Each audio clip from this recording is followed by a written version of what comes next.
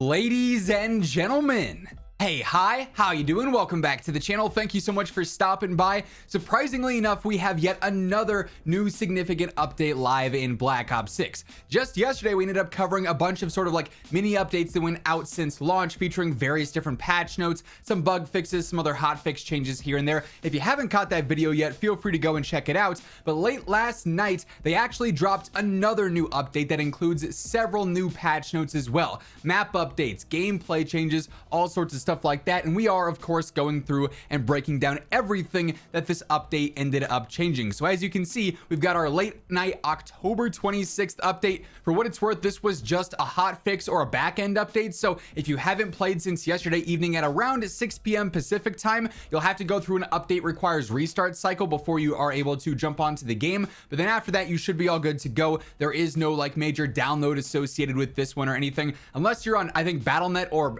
Steam, where it might be like 2 gigs or something, so it's not anything major. But console update requires restart, and then PC very minor actual download there if you're interested. And quick reminder, as we are jumping into all the patch notes here every single day, I got you guys covered with news, updates, patch notes, meta breakdowns. Everything going on between Black Ops 6 and Warzone is right here. Considering we're in the launch schedule right now, the launch time period, they're dropping updates like this all the time. So if you want to make sure you are in the know with the latest info, feel free to hit that subscribe button, turn on those post notifications. We've gained like 2,000 new subscribers since Black Ops 6 dropped, so much love to everyone who is joining us on the road to 1 million subs. Also, if you enjoy this video, a like rating would be really appreciated as well. But as we go through our updates here, we'll zoom in a little bit so you guys can read everything as well. With loadouts, the last selected loadout will properly be highlighted when opening the loadouts menu in game. So whatever you used last will automatically be there. You don't have to always scroll through. Just makes it a little bit easier and quicker there.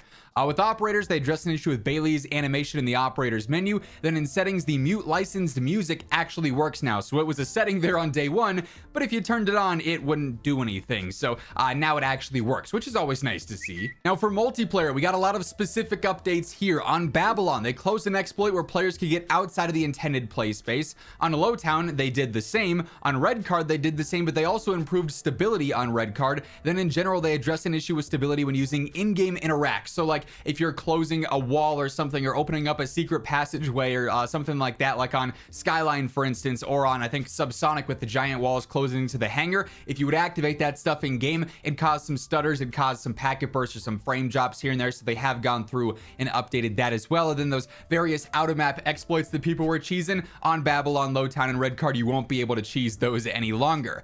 Now here's another big thing. They also made several XP updates. So they actually increased the XP and weapon XP earn rates for modes that were awarding less XP than expected. And that is Team Deathmatch, Control, Search and Destroy, and a Gunfight. They say our team is closely monitoring XP rates for all modes to ensure players are progressing as expected wherever they play. This is a big talking point so far, because unless you are popping double weapon XP tokens like crazy, which are actually limited to just 40 hours max this year, you are leveling pretty slow. Even with double weapon XP active, sometimes it seems like the leveling is still a little bit slow. Definitely not nearly as effective as like the second weekend of the beta. This has been a big complaint so far. So if you were someone who was consistently playing TDM, Control, SND, or Gunfight, you're going to notice you're getting more XP now. But then if you're still in other modes like Kill Confirmed, Domination, Hardpoint, whatever the case is, you're not going to see any change there, which is a bit unfortunate. Hopefully they do end up adjusting this some, because I feel like the general consensus so far is that XP earn rates are a little bit underwhelming, and it takes a little too long to get up to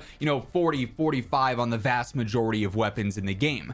We also have a new matchmaking update. Addressed an issue that occasionally was preventing matches from quickly finding a replacement player in the case that another player quit the match. Notice this a lot as well. If you had a teammate back out in the middle of a game, or if a couple of enemies disconnected, the lobby just like would not replenish those players. You'd be playing 6 on 4 or 4 on 5 or whatever, and that was kind of obnoxious and a little bit frustrating there. In the firing range, players can now select a loadout in the firing range regardless of level progression, so you can quickly just use and test any weapon you want there. That's really nice as well. In private match, those will no longer forfeit if one team has 0 players. So if you're just trying to test some weapons, inspect some things, maybe get some thumbnails, like if you're a content creator, that glitch has now been fixed. They improved performance when watching clips in theater mode. And then in training course, they also improved server stability in the training course as well. And then we get to the equipment updates, and these are also some pretty big ones and pretty important ones for gameplay here. For tactical equipment on the decoy, they completely removed the XP gain on decoys. Now,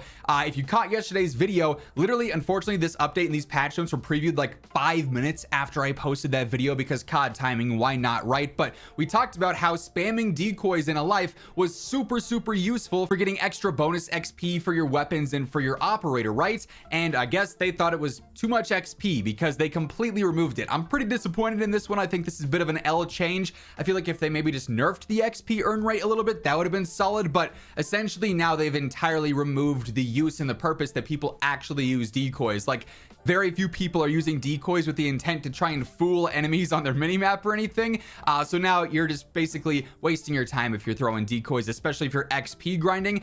They also, though, did make an update with smoke. They resolved an issue with stability when using the smoke grenade, where it would also cause frame drops and some stuttering. I do know that smoke does give off a little bit of XP now, apparently, when you do conceal or obstruct an enemy, but then you're also just hurting your own gameplay because there's smoke spammed everywhere. You can't see, the aim assist is all messed up, right? Like, smokes as a replacement to decoys, in my opinion, not all that practical, but this is actually a decent nerf to optimizing your XP earn rates across the board with weapon level and overall character level if you're going for prestiges. So a bit unfortunate there, but I'm curious to know your thoughts down in the comments below. Maybe you're happy that there's no longer 19 different decoys when you spawn in and just the fake gunfire always happening in your ears, right?